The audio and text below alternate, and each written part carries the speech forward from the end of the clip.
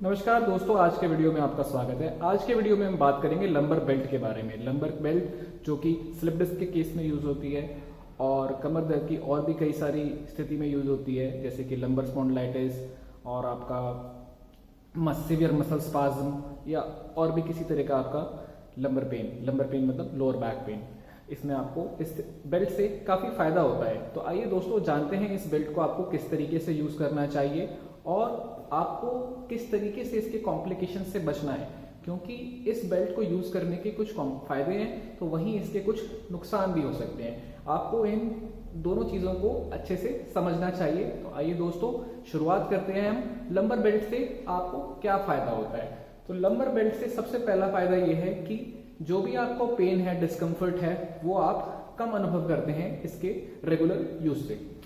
दूसरी इंपॉर्टेंट चीज कि इससे आपका फंक्शनल एक्टिविटी स्टेटस यानी कि आपकी काम करने की क्षमता, जो आप काम पहले कर रहे थे और जो दर्द के बाद कर रहे हैं, ठीक है, उसमें थोड़ा सा अंतर आ जाता है। तो दर्द के साथ भी आप अच्छे तरीके से काम कर पाए, उसके में आपको ये बेल्ट बहुत ही यूजफुल रहती है। तीसरी चीज, पेन किलर्स बहुत सारे लोग नहीं लेना चाहते हैं। रिसर्च में ये बताया गया है कि लंबर बेल्ट के यूज की वजह से पेन किलर पे डिपेंडेंसी जो होती है बैक पेन पेशेंट्स की, वो काफी हद तक कम हो जाती है। इसीलिए लंबर बेल्ट का यूज काफी डॉक्टर्स, अच्छे डॉक्टर्स जो हैं एडवोकेट करते हैं बैक पेन की प्रॉब्लम के लिए। तो दोस्तों ये तो हो गए इसके इंपॉर्टेंट यूज। अब आइए समझते हैं कि किस तरीके से इसको बेल्ट को आपको यूज करना है। तो लंबर बेल्ट को यूज करने के लिए सबसे पहली इंपॉर्टेंट चीज, इसको आपको डायरेक्टली स्किन के ऊपर पहनना है। ये नहीं कि आपने सिल्क की साड़ी पहनी हुई है और उसके ऊपर आप इसको पहन रहे हैं।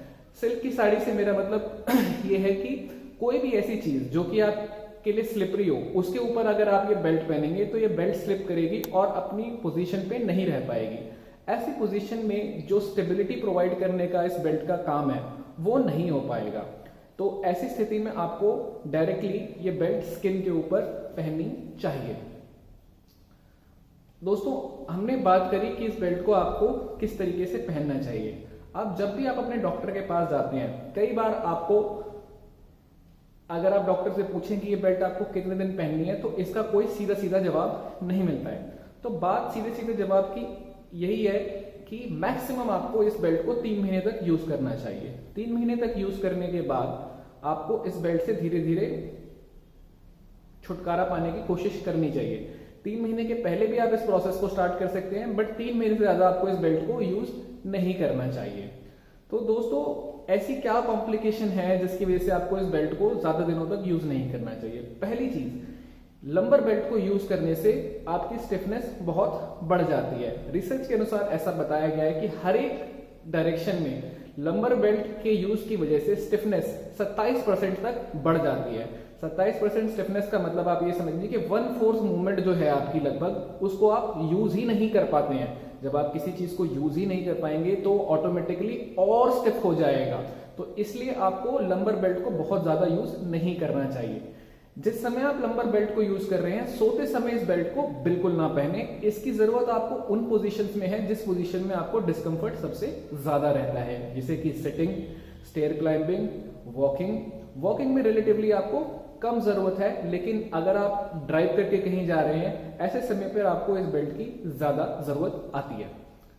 अब दोस्तों बात करते हैं कि स्टिफनेस के अलावा और क्या कॉम्प्लिकेशन आपको आ सकती है। स्टिफनेस के अलावा एक कॉमन कॉम्प्लिकेशन जिसको लोग ठीक से समझ नहीं पाते हैं, जिसको बोलते हैं मसल इनहिबिशन। एक्चुअली में मसल आपकी वीक नहीं होती है इस बेल्ट को यूज करने से। बहुत सारे लोगों को यह गलतफहमी होती है कि आपकी मसल वीक हो जाती है। दरअसल डॉक्टर आपको कम समय में समझाने के लिए बोल देते हैं कि इससे आपकी मसल वीक होती है, बट एक्चुअली में ये मसल डिमिनिश हो जाती है। डिमिनिश मतलब जिस तरीके से एक्टिविटी वो पहले कर रही थी उस तरीके से मसल वो एक्टिविटी दोबारा नहीं कर पा रही है। तो इसको और आसान भाषा में समझने के लिए आप ऐसा समझ सकते हैं, जैसे आपके राइट हैंड में कुछ मसल्स हैं और लेफ्ट हैंड में कुछ मसल्स हैं, लेकिन जो भी आपका डोमिनेंट हैंड होता है उससे आप फाइन एक्टिविटीज जैसे कि लिखना और भी महीन काम जो आपके घर में यूज होते हैं, ठीक है, वो आप अच्छे से कर सकते हैं। वहीं अगर लेफ्ट हैंड की बात करें तो लेफ्ट हैंड से आप ज्यादा फाइन मूवमेंट करने में, नॉन डोमिनेंट हैंड से करने में इतने सक्षम नहीं होते हैं, क्योंकि आपके पास मसल तो है लेकिन आप उसको सही तरीके से यूज नहीं कर पा रहे हो। तो डिमिनिश्ड मसल एक्टिविटी का मतलब यही है कि आपकी मसल तो है लेकिन आप उसको सही तरीके से अभी यूज नहीं कर पा रहे हो। इस मसल को सही तरीके से यूज ना करने के कारण जब भी आपको कोई जर्की मूवमेंट का सामना करना पड़ता है तो आपको बैक पेन का अनुभव दोबारा होता है। तो इस तरह की परेशानी लोग बाग तब भी महसूस करते हैं जब वो बेल्ट को यूज करना बंद कर देते हैं। तो ऐसी स्थिति में कि जब आप बेल्ट को यूज करना छोड़े तो आपको ये परेशानी बार बार बैक पेन की ना आए, इसके लिए आपको रिएक्टिव न्यूरोमस्कुलर ट्रेनिंग, जो कि सिर्फ और सिर्फ आपको एक फिजियोथेरेपिस्ट करा सकता है, सिर्फ आप वहीं आपको इस चीज का इलाज मिलेगा और आपका फिजिकल ट्रेनर, आपके योगा ट्रेनर या किसी भी और तरह के ट्रेनर आपको ये चीज नहीं सिखाएंगे, क्योंकि ये फिजियोथेरेपी का पार्ट है।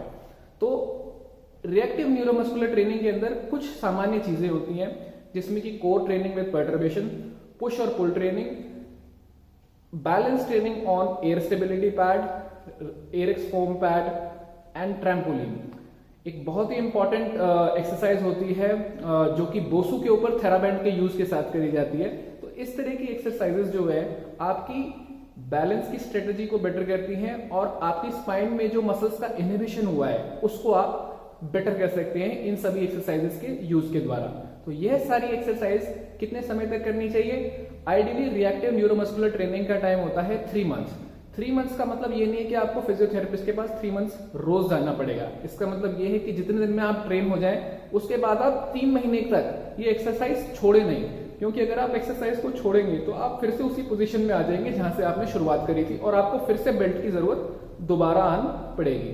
तो दोस्तों ये सारी चीजें थी जो कि आपको लंबर बेल्ट के यूज के लिए ध्यान रखनी चाहिए और किस तरीके से आपको धीरे धीरे लंबर बेल्ट को कम करना है, इसके लिए अपने फिजियोथेरेपिस्ट से रेगुलर सलाह लें। अगर आप मुझसे आके अपनी बेल्ट से छुटकारा पाना चाहते हैं, उसके लिए सलाह लेना चाहते हैं, तो मेरी कंसल्टेशन 2 जगह अवेलेबल है, ऑस्टियो फिजियोथेरेपी क्लिनिक साकेत में और तुलसी मल्टी स्पेशलिटी हॉस्पिटल शाहदरा में। तो दोनों में से किसी भी जगह आके आप मुझसे संपर्क कर सकते हैं, सलाह ले सकते हैं, एक्सरसाइज ट्रेनिंग प्रॉपरली मेरे सुपरविजन में कर सकते हैं।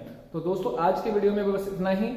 अधिक जानकारी के लिए आप इस वीडियो पे कमेंट कर सकते हैं, मेरे से आके डायरेक्ट कंसल्टेशन कर सकते हैं। Thank you for watching this video. Please subscribe our YouTube channel और प्लीज बेल आइकन को जरूर दबाएं। यूट्यूब का एल्गोरिथम चेंज हो गया है, इसीलिए हमारी वीडियोस आप तक अभी पहुंच नहीं पा रही हैं ज्यादा। तो प्लीज बेल आइकन जरूर दबाएं ताकि हमारे सभी नए वीडियोस का नोटिफिकेशन आपके पास पहुंचे। Thank you for watching this video. Have a good day.